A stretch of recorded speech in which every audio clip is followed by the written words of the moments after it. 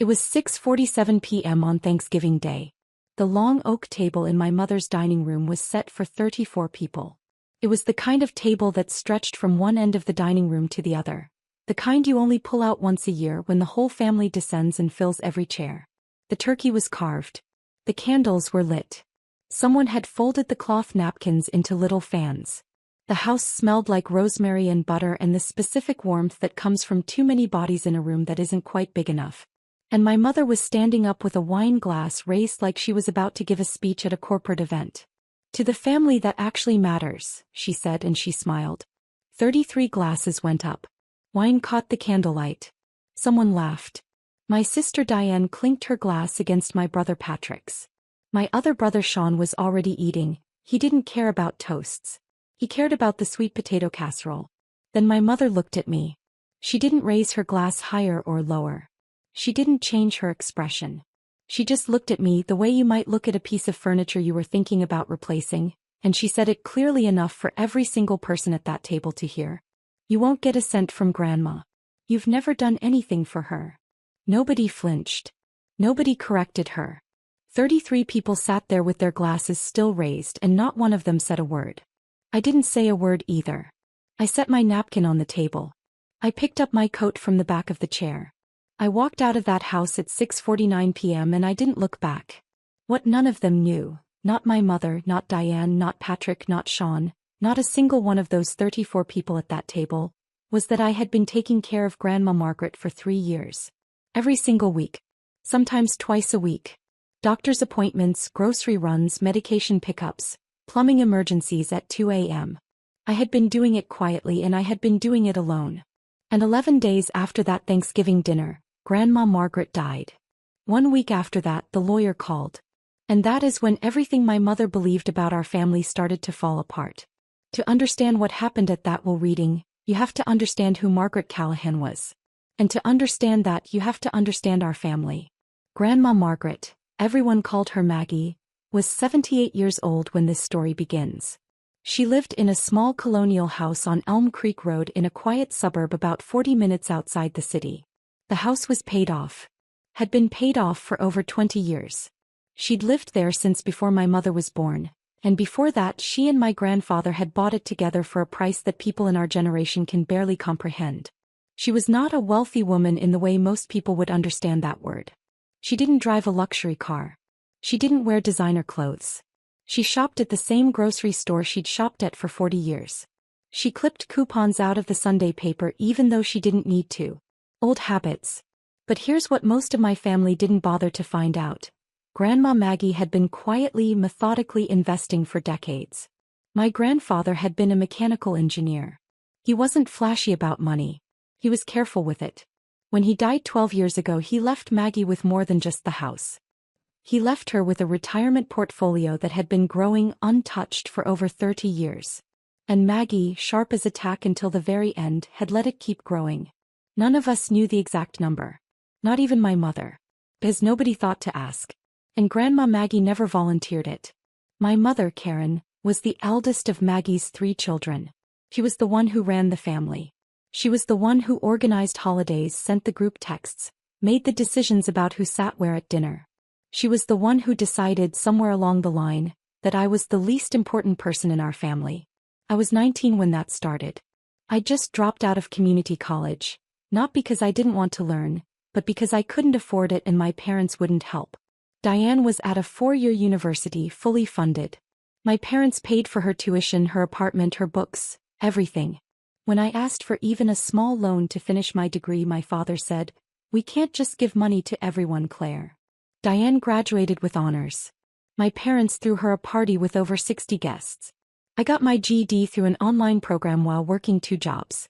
Nobody acknowledged it. That was the pattern. And it continued for years. By the time I was 23, I had worked my way into a stable job at a healthcare nonprofit. I wasn't making a fortune, but I was managing a small team. I was good at what I did and I was building something real.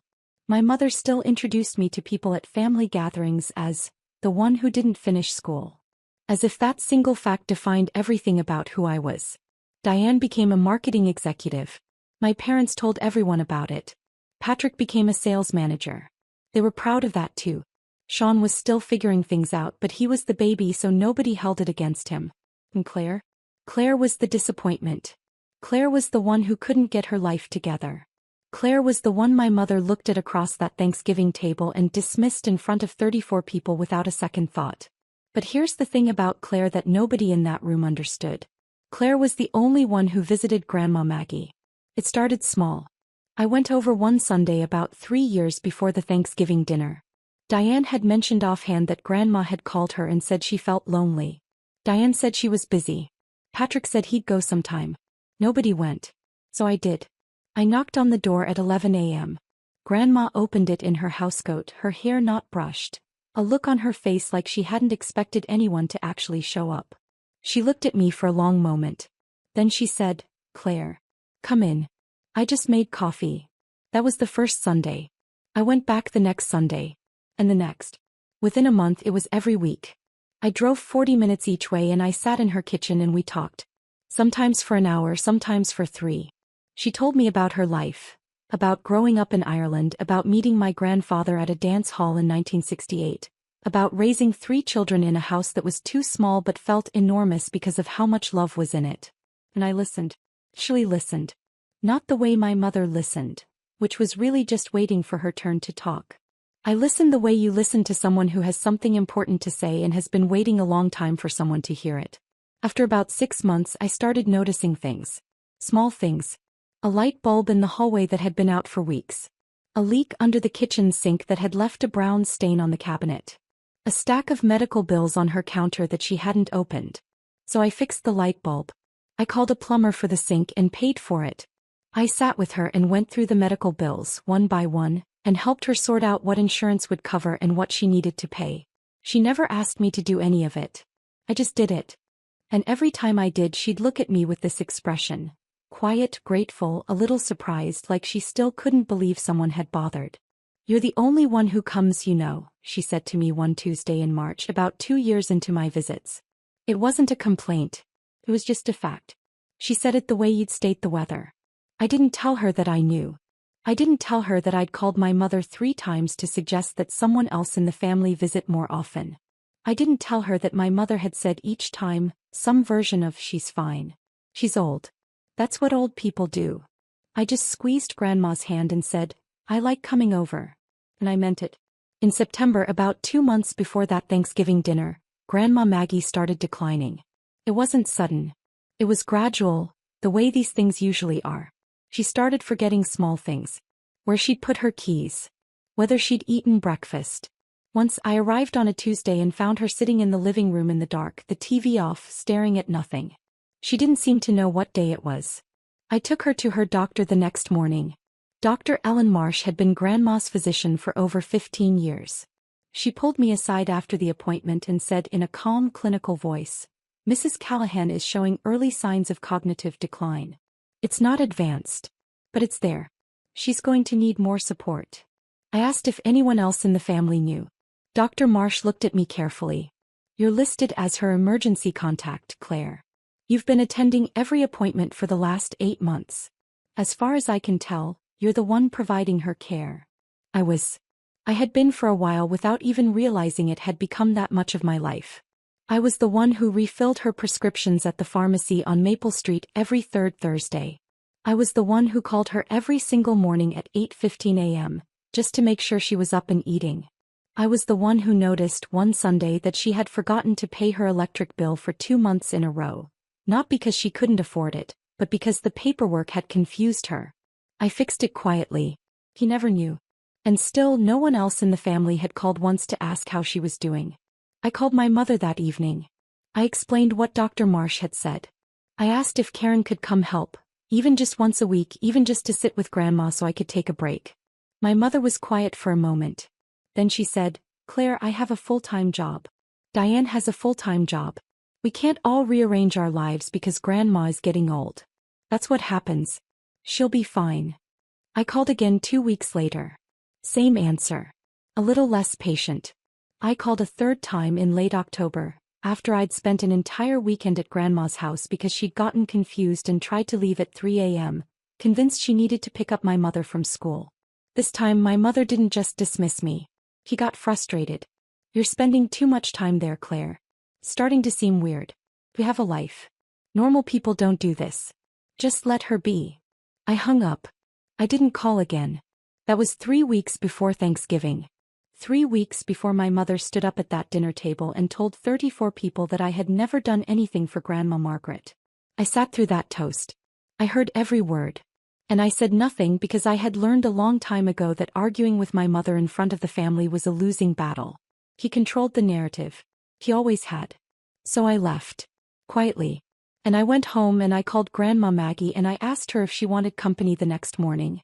Yes, she said. I'd like that very much. Grandma Margaret died on December 8th. I was there. I was there because I had been there almost every day for the previous 2 weeks, ever since her condition had worsened. I had taken unpaid leave from work. I had slept on her couch 4 nights in a row.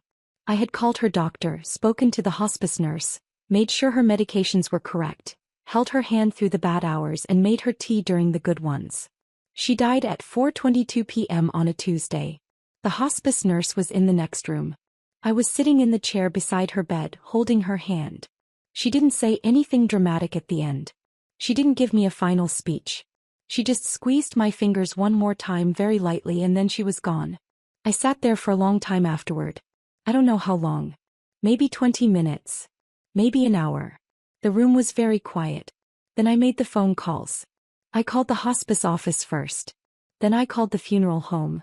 Grandma had already arranged everything through a pre-need plan, so there wasn't much to do. Then I called my mother. Karen answered on the second ring. I told her in a flat voice that Grandma had died. There was a pause on the other end. Then my mother said, "Oh, was anyone with her?" "Yes," I said. "I was." Another pause. "I'll call Diane and the boys. We'll figure out the funeral."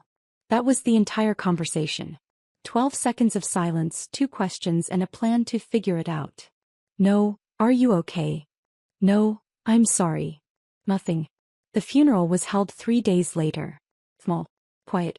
41 people attended, mostly Grandma's old neighbors and a few friends from her church. My mother wore a black dress she'd bought the morning of.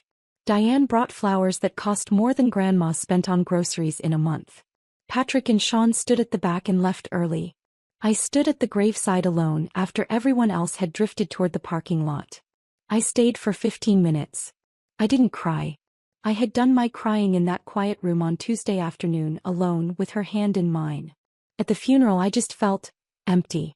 Like someone had reached into my chest and removed something that had been keeping me steady for years. Grandma Maggie was the only person in my family who had ever made me feel like I mattered. And now she was gone. It was 5 days after the funeral, 10 days after her death, when the group chat exploded. My mother had gotten an email from Grandma's estate attorney, a man named Daniel Callahan. No relation to us despite the shared last name, just a coincidence that Grandma had always found amusing. The email was straightforward. A will reading had been scheduled. All named parties were required to attend. The date was set for the following Thursday at 2 p.m. What happened next in that group chat told me everything I needed to know about my family. Within an hour of my mother forwarding the email, Diane had sent a message. "Okay, so what do we think the house is worth?" I looked it up. Elm Creek Road properties are going for $580,000 to $640,000 right now. Patrick replied, plus whatever savings she had. Dad mentioned she had money somewhere. Sean, are we splitting it 4 ways or 3? Does Claire even count? My mother, we'll figure it out at the reading. Everyone just show up and be normal. Nobody mentioned Grandma. Not once. Not a single person in that thread said rest in peace, or I'm going to miss her, or anything close to it. It was a real estate transaction. That's what it was to them. I read every message. I didn't reply to any of it. I already knew what the will said. Not because I had snooped or manipulated or done anything my mother would later accuse me of doing. I knew because Grandma had told me herself. 6 months earlier on a quiet Sunday afternoon she had asked me to sit down. She had a cup of tea in her hand and a look on her face that I hadn't seen before. Serious, deliberate, like she had been thinking about something for a long time and had finally decided to say it out loud. "Claire," she said, "I want you to know something. About the will." I told her she didn't have to tell me. She waved her hand and said, I want to. It's important. She told me everything. The house. The investments.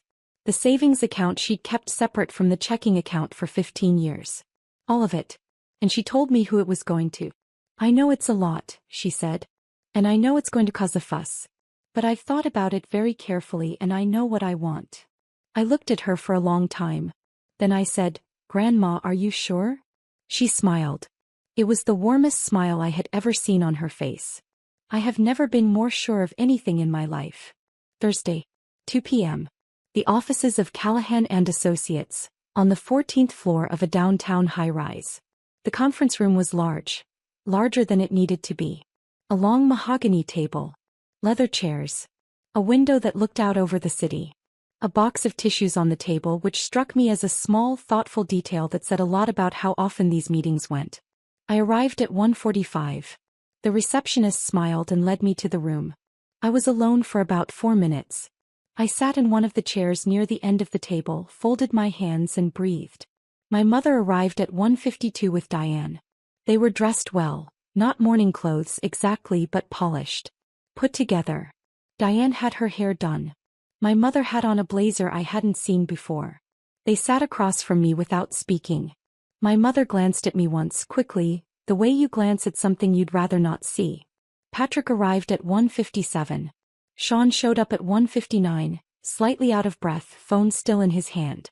Mr. Daniel Callahan entered at exactly 2 p.m. He was a tall man in his mid-60s. Gray hair neatly combed. Dark suit. Reading glasses on a chain around his neck. He carried a manila folder and a leather portfolio, and he set them both on the table with the kind of quiet precision that told you he had done this many, many times before. Good afternoon, he said. Thank you all for being here. I want to start by saying that I'm sorry for your loss. Margaret was a dear friend and I know this is a difficult time. He paused.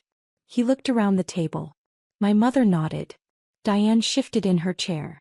Patrick checked his watch. I'm going to read the will now, Mr. Callahan continued. It is legally binding. It was executed on June 14th of this year, approximately 6 months before Margaret's passing. It was witnessed by 2 parties unrelated to this family, and it was notarized at my office. I want to be clear about that before we begin because it's important. He opened the manila folder. The estate of Margaret and Callahan includes the following assets. He adjusted his glasses. The property at 14 Elm Creek Road, assessed at $620,000. A savings account at Brookfield National Bank, holding $487,000. A brokerage investment account, currently valued at $1,214,000. And a secondary savings account, holding $41,000 in miscellaneous funds. He paused. The room was very still. $2,362,000. That was the number. I watched my mother do the math in her head. I watched Diane's eyes go wide. I watched Patrick sit up straighter in his chair. The bequests, Mr. Callahan said, and he turned the page. To Karen Donovan, $5,000. My mother blinked. She didn't say anything but something shifted in her face, a small tightening around the eyes. To Diane Donovan, $5,000. Diane's mouth opened slightly. She closed it. To Patrick Donovan, $5,000. Patrick looked at the table. To Sean Donovan, $5,000. Sean looked at my mother. He didn't look back. Mr. Callahan turned the page again. He took a breath. And then he read the next line. The entirety of the remaining estate, including all property, all accounts, and all assets not otherwise specified, is to be given to Claire Marie Donovan. Nobody spoke. The silence lasted for 10 seconds. I counted. 10 full seconds where nobody in that room made a sound. No breathing that I could hear. No shifting. Nothing. Just the faint hum of the air conditioning and the distant noise of the city 14 stories below us. Then Mr. Callahan said, "There is also a letter." He reached into the leather portfolio and withdrew a single sheet of paper, cream-colored, folded once. He unfolded it carefully as if handling something fragile. And he read it aloud. To my granddaughter Claire. This letter is meant to explain my decision, though I don't think it needs much explaining to anyone who is paying attention. Claire visited me every week for 3 years. She drove 40 minutes each way and she never once complained about it. He took me to my doctor when no one else would. He paid my bills when I was too proud to ask. He sat with me on the hard days and made me tea on the good ones. He was there when I was frightened. She was there when I was lonely. She was there when I was dying. I watched my other grandchildren grow up and I love them. But Claire is the only one who ever showed up for me, not because she had to. Not because someone told her to. But because she wanted to. I have thought carefully about this decision, and I have made it with a clear mind and a full heart. Use this to build the life you deserve, my dear girl. You have earned it. With all my love, Grandma Maggie. Mr. Callahan folded the letter and set it down on the table. The silence this time was different. It wasn't the stunned silence of a few moments ago. It was heavier. Thicker. It had weight to it. I was crying. I hadn't planned to cry. I hadn't wanted to. But the letter, hearing her voice in those words, hearing her say the things she had never said out loud to me not once in all those years, it broke something open in my chest that I couldn't hold back. My mother was the first one to speak. "This is a mistake," she said. Her voice was very controlled. Very flat. "Read it again." Mr. Callahan looked at her over his glasses. "Mrs. Donovan, I have read it correctly. The will is clear. It can't be right. Claire didn't, she wasn't." My mother stopped. She seemed to catch herself as if she realized she was about to say something that would sound very bad in front of a lawyer. Diane spoke next. "There has to be an error. Grandma wasn't thinking clearly. She had cognitive decline. Everyone knows that." Mr. Callahan nodded slowly. "I understand your concern. But I want to draw your attention to two things. First, this will was executed on June 14th, nearly 6 months before Margaret's passing, and well before any significant cognitive decline was documented.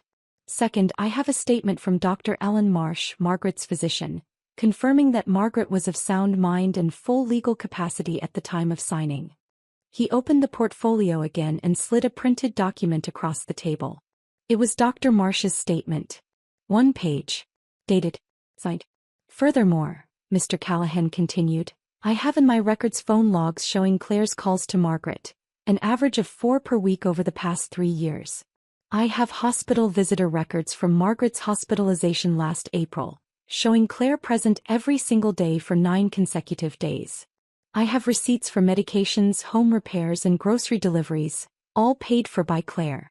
And I have a sworn statement from Margaret's neighbor, Mrs. Dorothy Harrington, confirming that Claire was, to her knowledge, the only family member who visited on a regular basis." He let that sit for a moment. "Any contest to this will," he said, "would fail. The evidence is overwhelming and it is documented. I say this not to be unkind, but because I want to save you the expense and the time. Margaret was very clear about what she wanted. And she wanted Claire to have it." The room was quiet again. Patrick was the next to speak and his voice had a hard edge to it. "So she just gets everything? And we get $5,000 each. That is what the will states, yes." "That's not fair," Sean said, and he sounded, for the first time in his life, genuinely upset. "We're her grandchildren too." Mr. Callahan looked at him with an expression that was not unkind, but was also not sympathetic. "Fairness," he said gently, "is a matter of perspective. Margaret made her decision based on what she experienced. And what she experienced was that one person in this room showed up for her. The will reflects that." My mother had gone very pale. She was staring at the table, at her hands, at nothing in particular. Diane was looking at me for the first time all afternoon, and there was something in her expression I couldn't quite read. Anger, yes, but underneath it something else. Something that looked almost like shame. I didn't say anything. I sat in my chair with tears still drying on my face and I looked at Mr. Callahan and I said, "Thank you for reading that." He nodded. "The meeting is concluded. Claire, I'll be in touch with you this week regarding the next steps in executing the estate. The rest of you are welcome to stay as long as you need." He gathered his folder and his portfolio and he left the room. My mother stood up. "Claire," she said. Her voice was tight, controlled. "We need to talk about this." I stood up too.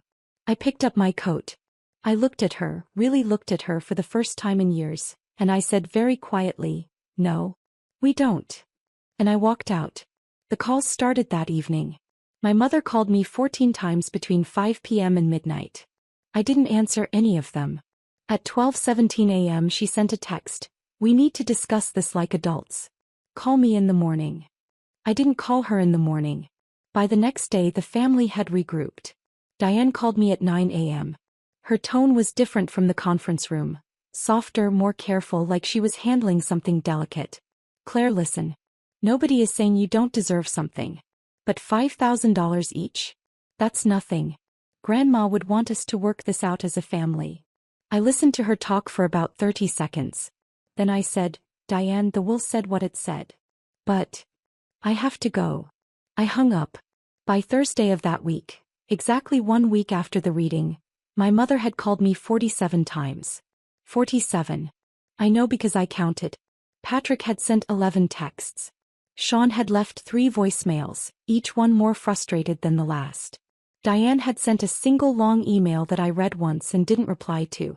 The messages fell into predictable phases. Phase 1 was denial. "This can't be right. There must be another will. Grandma would never do this." Phase 2 was anger. "You manipulated her. You turned her against us. This is exactly what you wanted."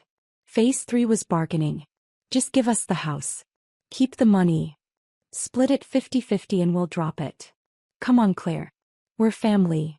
Phase 4, the one that came last and the one that told me the most, was desperation. "Please. We need to talk. Just pick up the phone." I didn't pick up the phone. On the following Monday my mother retained a lawyer of her own, a man named Gregory Hale who specialized in estate disputes. She filed a formal notice of intent to contest the will on the grounds of undue influence and lack of testamentary capacity. I found out about it when Mr. Callahan called me. "Mrs. Donovan has filed," he said, calm as always. "I want you to know that this is not unusual. It happens frequently in cases like this. And I also want you to know that it is going to fail." He walked me through the evidence again. The phone records, the visitor logs, the receipts, Dr. Marsh's statement, the neighbor's testimony. He told me that the will had been executed 6 months before Grandma's death, well before any documented decline. He told me that 2 unrelated witnesses had been present at the signing. He told me that Margaret had updated the will 3 separate times over the course of 2 years, and that every single version said the same thing. "This contest will not succeed," he said. "But it will cost your mother money. Attorney fees for a case like this typically run between $15,000 and $40,000. And if the contest fails, which it will, she will also be responsible for your legal fees, which I estimate at somewhere between $10,000 and $20,000. I asked him if there was anything I needed to do. "No," he said. "Just let the process run its course. I'll handle everything." The contest was formally heard 6 weeks later in probate court. I attended, but I didn't need to do anything. Mr. Callahan presented the evidence, quietly, methodically, one document at a time. Gregory Hale tried to argue that Grandma had been mentally incapacitated, that I had isolated her from the rest of the family, that the will was the product of manipulation. The judge, a woman named Honorable Patricia Weiss, listened to every word. She reviewed every document.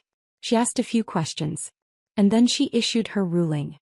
"The evidence overwhelmingly supports the decedent's wishes," she said. "This court finds no indication of undue influence, coercion, or lack of testamentary capacity. The will of Margaret and Callahan is valid, properly executed, and will stand as written. The contest is denied." She paused. "I would also note," she added, "that the cost of this proceeding will be borne by the contesting party. And I would strongly advise against any further frivolous litigation in this matter, or sanctions will be considered." Gregory Hale did not look happy. My mother, sitting 3 rows back, did not look at anyone. The total cost of the failed contest came to $34,200. My mother paid every cent of it. On top of the $5,000 she had already received, the only thing Grandma had left her, she had now spent nearly 7 times that amount trying to take what wasn't hers. The weeks after the ruling were quiet. Quieter than I expected. My mother stopped calling. Diane sent one more text, just 2 words, "I'm sorry," and then nothing. Patrick and Sean went silent entirely. The group chat, which had been buzzing with messages for years, went completely dead. I didn't reach out to any of them. I spent the first few weeks after the estate was settled doing what Grandma would have wanted me to do. I went to the house on Elm Creek Road. I walked through every room. I touched the things that had been hers. The photographs on the mantel, the old books on the shelf, the mug she always drank her coffee from. I sat in her kitchen in her chair and I cried for a while. Not because of the money. Because of her. Because she was gone and no amount of inheritance could change that. When the grief settled into something quieter, something I could carry without it overwhelming me, I started thinking about what to do with what she had left me. I kept the house. Not to sell it, not to flip it, not to make money off of it. I kept it because it was hers and because it meant something. I had it cleaned and repaired, fixed the things that had been broken, painted the rooms she'd been meaning to paint. I made it the house she would have wanted it to be, if she'd had someone to help her sooner. I donated a portion of the savings to the hospice organization that had cared for Grandma in her final days. Another portion went to a scholarship fund at the local community college, the kind of help I never got for people like me, and I kept the rest. Quietly. Carefully. The way Grandma had kept it. Not because I needed to show anyone, but because it was hers and now it was mine and I intended to honor it. I visit her grave once a week. On Tuesdays. The same day I used to visit her at the house. I bring her a cup of tea, Earl Grey, the kind she liked, and I sit on the bench near the headstone and I talk to her for a while. About my week. About the house. About nothing in particular. It feels strange talking to someone who can't answer. But it also feels right. Sometimes I think about that toast at Thanksgiving. My mother's glass raised. The wine catching the light. To the family that actually matters. I think about the 33 glasses that went up. I think about the 10 seconds of silence in that conference room when Mr. Callahan read my name. And I think about the letter. The one Grandma wrote. The one she folded and left in a leather portfolio with her lawyer, 6 months before she died, knowing exactly what it would do when it was read out loud. You have earned it, my dear girl. I didn't earn it because I wanted the money.